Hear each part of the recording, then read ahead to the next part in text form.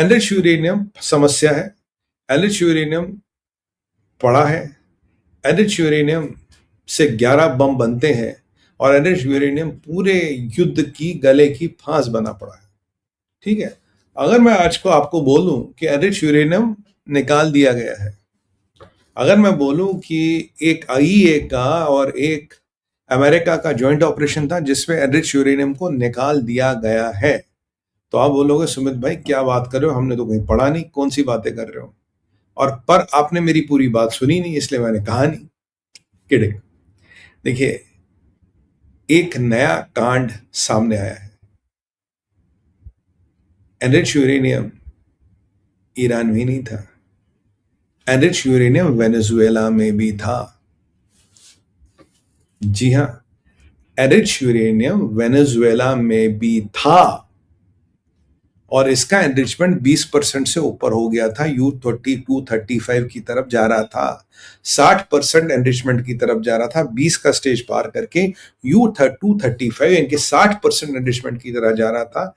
और ये कराकास के रिसर्च सेंटर में इस पर कार्रवाई हो रही थी और यहां भी एक न्यूक्लियर बम बन रहा था चाइना के आशीर्वाद से। चाइना के आशीर्वाद से एक न्यूक्लियर बम वेनेजुएला में भी बन रहा था। इस यूरेनियम के बारे में किसी को नहीं पता। देखिए, 5% तक एनरिचमेंट करते तो मेडिसिनल यूज में आता है। 20% तक आपका एनरिचमेंट करोगे तो आपका न्यूक्लियर रिएक्टर इत्यादि में काम करता है।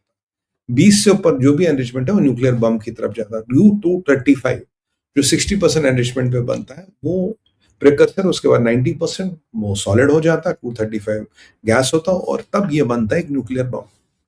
तो आज अमेरिका ने 13.5 KGs of highly enrich uranium Caracas के एक न्यूक्लियर रिसर्च सेंटर से सो कॉल्ड निकाला है। आईईए ने मदद की है, पूरा अमेरिका के लोग गए, एक्सपर्ट्स गए and they have finally manage to take it out.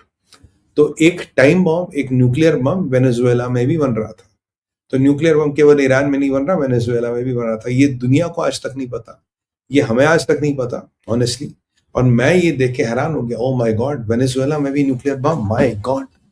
और यहाँ करीब ये 20, 25, 30% तक इसका एनरिचमेंट हो गया था। 20% का बेंचमार्क ये पार कर गया था and it was racing to go to 60%।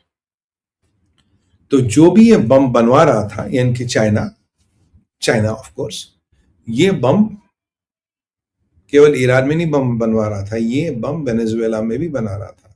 और मैं आपको आज क्यूबा का एक प्रेडिक्शन करने वाला हूं, जरा आप पेन और कॉपी लेके लिख के लीजिएगा। क्यूबा का नंबर बहुत जल्दी आने वाला है। मेरी कैलकुलेशन कहती है कि क्यूबा का नंबर बहुत जल्दी आने वाला है, कि क्यूबा में भी ऐसे कुछ प्रकरण हो सकते हैं। और ये सारे अड्डे चाइना के हैं और ये सारा संरक्षण चाइना से मिला और हो सकता है इसमें पाकिस्तान का भी हाथ हो। कुछ लेना देना पाकिस्तान के होगा। जहां में दुनिया में जहां भी कोई ऐसी एक्टिविटी हो, पाकिस्तान और पाकिस्तानी इन्वॉल्व, ऐसा हो नहीं सकता।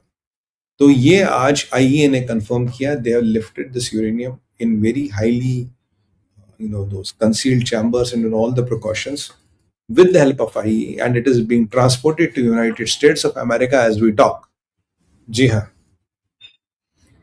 it is being transported to United States of America as we talk, and it is in Venezuela, it is in Caracas, और यहाँ भी यूरेनियम की खेती हो रही थी, एनरिचमेंट हो रहा था।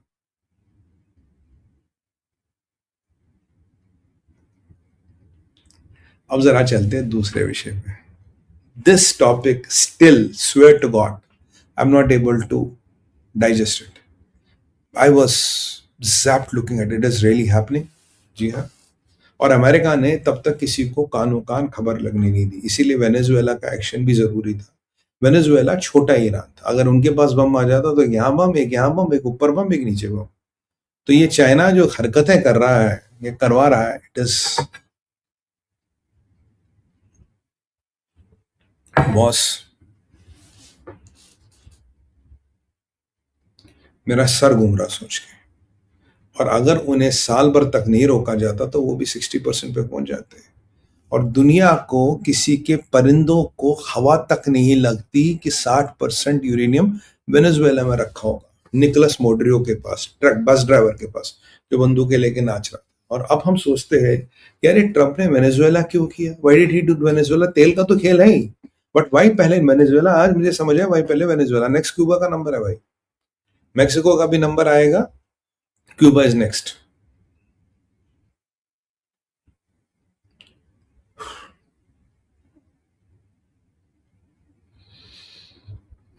ईरान की यूरेनियम को लेके ये खबर है, उस पर नेगोशिएशन चल रही है, और अमेरिका और इजराइल का एक पॉइंट ऑफ व्यू बन रहा है कि ईरान को अपना यूरेनियम देना ही पड़ेगा। They have to give the uranium, Iran doesn't have option, they have to, हमें यूरेनियम लेना पड़ेगा उनसे। बिना यूरेनियम लिए कोई किसी चीज का समावेश नहीं होगा। ईरान कह रहा है कि मैं आप पे डायरेक्ट अटैक अब करूंगा,